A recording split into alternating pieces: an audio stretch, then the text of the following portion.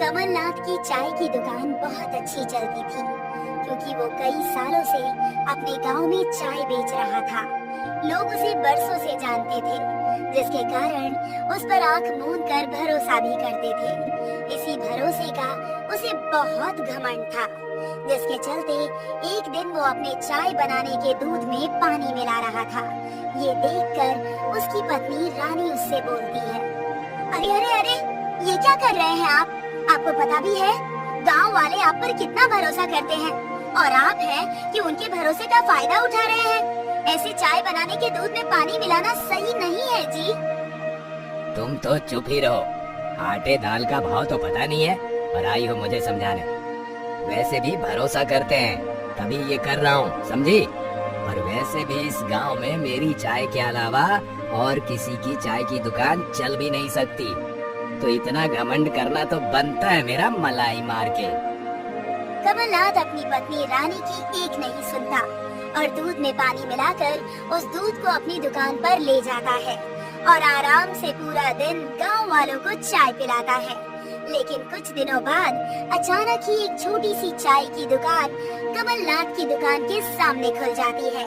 ये देखकर कमलनाथ की दुकान पर बैठा उसका एक दोस्त रामू कहता है, और भाई कमल, अब तो तेरी दुकान के सामने दूसरी दुकान खुल गई।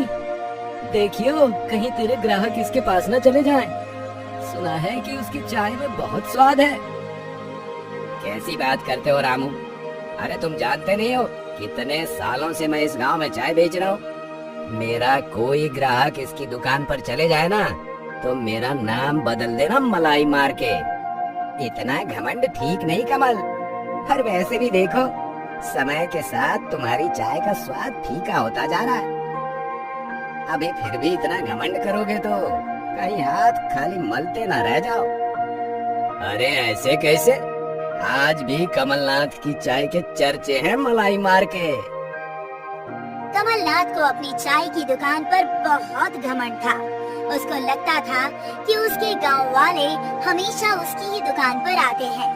लेकिन एक दिन वो अपने एक ग्राहक को सामने वाले की दुकान पर चाय पीते देख लेता है, जिसके बाद वो खुद से बोलता है, लगता है मुझे अब सच में कुछ सोचना पड़ेगा। कहीं मेरे घमंड को ये सामने वाला चाय चूर चूर न कर दे। इस गांव में मेरी कोई इज्जत है? मैं ऐसे ही अपने रुतबे को कम नहीं होने दूंगा। इसका कुछ तो करना ही पड़ेगा मलाई मार के। कमलनाथ अब अपने सामने खुली चाय की दुकान को बर्बाद करना चाहता था, जिसके चलते वो गांव के दूध वाले से बात करता है और सामने दुकान पर आने वाले दूध में मिलावट कर देता है, जिसके कारण उसकी दुकान पर चाय पीने आई गांव की एक औरत जैसे ही चाय पीकर जाने लगती है, अचानक से उसके पेट में दर्द शुरू हो जाता है। ऐसे ही करके जितने भी ग्राहक उसके दुकान पर बैठे थे, सबके पेट में दर्द होने लगता है। तभी वो औरत गुस्से में उस चाय वाले से बोलती है, अरे ये कैसी चाय दी है तुमने? इतनी जोर से पेट में दर्द हो रहा है। जरूर तुमने कुछ गलत मिलाया है इस चाय में। हाँ सही कहा, कुछ तो मिलाया है। हाँ हाँ सही कहा, कुछ तो गलत मिलाया है। अरे बहन जी, मैंने कुछ नहीं मिलाया है, सच में। चुप रहो तुम।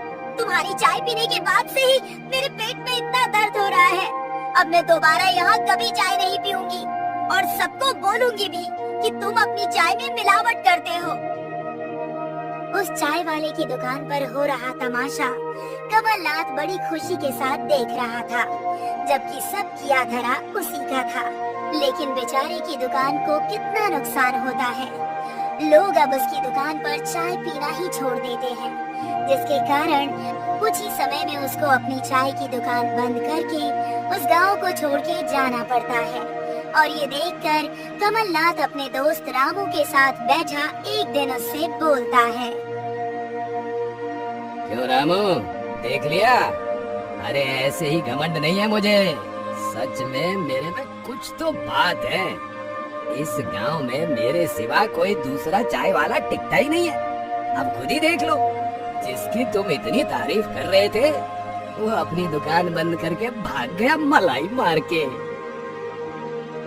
हाँ हाँ भाई, देख लिया और मान गए, लेकिन एक बात समझ नहीं आती कि आखिर कोई चाय वाला यहाँ टिक क्यों नहीं पाता।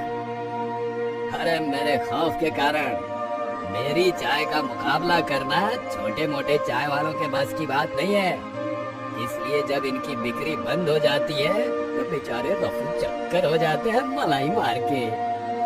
अब तक इस गांव में आए कई चाय वाले इस काम को छोड़कर जा चुके थे और गांव वालों के पास कमलनाथ के चाय की दुकान पर जाने के सिवा और कोई रास्ता नहीं था। और कमलनाथ को इसी चीज का बहुत घमंड था कि पूरे गांव में उसकी चाय जैसी चाय कोई बना ही नहीं सकता, जबकि सच्चाई ये थी कि उसके सिवा गांव में कोई चाय वाला था ही नहीं, इसीलिए लोगों को उसकी चाय पीनी पड़ती थी और इसका भरपूर फायदा कमलनाथ उठाता था, चाय में दूध कम पानी ज्यादा डालकर, जिसके चलते एक दिन उसकी दुकान पर आई एक औरत उससे बोलती है, अरे भाई साहब जी, चाय कुछ ज्यादा ही पतली नहीं है, ऐसा लग रहा है कि चाय में बस 2 बूंदी दूध डाली है, अरे पैसे दे रहे हैं तो जरा ढंग की तो चाय पिलाओ। देखिए बहन जी, मेरी चाय में आज तक किसी ने नुक्स नहीं निकाला है और इस गांव में मुझसे अच्छी चाय कोई नहीं बना सकता, तो आप ही की जुबान में स्वाद नहीं है अच्छी चीजों को पहचानने का मलाई मार के। लो कर लो बात, अरे अब चाय अच्छी नहीं है तो बोलूंगी ही ना, न जाने ये गांव वाले क्यों नहीं बोलते। और ऊपर से तुम, अरे चाय बेच रहे हो लेकिन घमंड तो इतना है कि जैसे सोना बेच रहे हो। उस औरत की बात सुनकर कमलनाथ की दुकान पर बैठे और भी लोग उसकी चाय में कमी निकालते हैं। ये देखकर कमलनाथ को गुस्सा तो बहुत आता है, लेकिन उस समय वो कुछ नहीं कहता। शाम को वो अपनी दुकान बढ़ाकर जब घर आता है तो अपना गुस्सा अपनी पत्नी पर निकालते हुए बोलता है, तुम हमेशा मेरे काम के पीछे पड़ी रहती थी ना कि मैं अपने काम को सही से नहीं करता। बोलने लगेंगे, आज तुम्हारे कारण लोग सच में बोलने लगेंगे। वो मेरी चाय में, अरे इस गांव की सबसे बेहतरीन चाय वाले की चाय में कमी निकालने लगे मलाई मार के। देखिए जी, मैंने तो बस आपसे इतना कहा था कि लोग आप पर बहुत विश्वास करते हैं, तो दूध में मिलावट करके अपनी चाय को और अपने नाम को मत खराब कीजिए। चुप कर तू, गांव में कोई दूसरा चाय वाला आ भी नहीं सकता जो मेरी दुकान बंद करवाए, और मिलावट तो करूंगा मैं। अरे मुनाफा भी तो कमाना है, सारी जिंदगी 10 की चाय बेचकर गुजारा नहीं कर सकता। कमलनाथ अपनी पत्नी की एक नहीं सुनता और अपने दूध में मिलावट जारी रखता है। धीरे धीरे अब सभी लोग उसकी चाय में कमी निकालने लगे थे, जिसके चलते एक दिन गांव की वही औरत जिसने उसकी चाय में कमी निकाली थी, कुछ अफसरों के साथ उसकी दुकान पर आती है और बोलती है, अरे साहब, यही है वो चाय वाला जो अपनी चाय की दूध में मिलावट करता है। इसकी चाय पीने से बहुत लोग बीमार हुए हैं, जरा आप इसके चाय और दूध का निरीक्षण तो करिए और बताइए कि कहीं सच में उसमें मिलावट तो नहीं है। अरे अरे, ये क्या, कौन है ये लोग? और मैं अपनी दुकान में किसी को कुछ नहीं करने दूंगा। तुम सब जानते नहीं हो कौन हूँ मैं। इस गांव का एकमात्र सबसे बेहतरीन चाय वाला हूँ मलाई मार के। तुम्हारी बेहतरीन गिरी का पता तो हम अभी चुटकियों में लगा देंगे, वो भी बिना मलाई मारे। जाओ अंदर सारे सामान की जांच करो और जिसमें भी मिलावट हो वो सामान सभी गांव वालों के सामने लाओ। कमलनाथ के ये सब देखकर पसीने छूटने लगे थे। अब उसको डर लग रहा था कि कहीं उसका भांडा फूट ना जाए, और कुछ देर में ऐसा ही होता है। सारे अधिकारी उसके सामान की जांच करने के बाद गांव वालों के सामने दिखाते हैं कि वो दूध में पानी मिलाता है, घटिया चाय पत्ती का इस्तेमाल करता है, साथ ही चीनी भी मिलावटी इस्तेमाल करता है। ये सब सुनकर गांव वालों को बहुत गुस्सा आता है और वो गुस्से में कमलनाथ की दुकान तोड़ने लगते हैं कि तभी वहाँ एक औरत आती है जो ये सब रोकते हुए बोलती है, रुक जाइए, इसको ऐसी सजा देना जरूरी नहीं। मिलावट करने की सजा यही है कि अब इसकी दुकान पर कोई चाय नहीं पिएगा। घमंडी चाय वाले की दुकान अब बंद होगी, जैसा इसने अब तक गांव के हर चाय वाले की दुकान बंद करवाई। क्यों कमलनाथ, सही कहा ना मैंने? मैंने ऐसा कुछ नहीं किया मलाई मार के। मैंने किसी की दुकान बंद नहीं करवाई और मैंने मिलावट नहीं की है। जरूर किसी ने मेरी दुकान बंद करवाने के लिए इसमें मिलावट करवाई है। कमलनाथ की इस बात को झूठा साबित करने के लिए गांव में दूध देने वाले उस इंसान को बुलाया जाता है जिसने कमलनाथ के बोलने पर दूध में मिलावट की थी। वो सबके सामने कमलनाथ का सच ले आता है, जिसके बाद अब लोग कमलनाथ से पूरी तरह से रिश्ते तोड़ देते हैं। साथ ही उस दुकान से कोई चाय लेना तो दूर, सूंघना तक भी बंद कर देता है।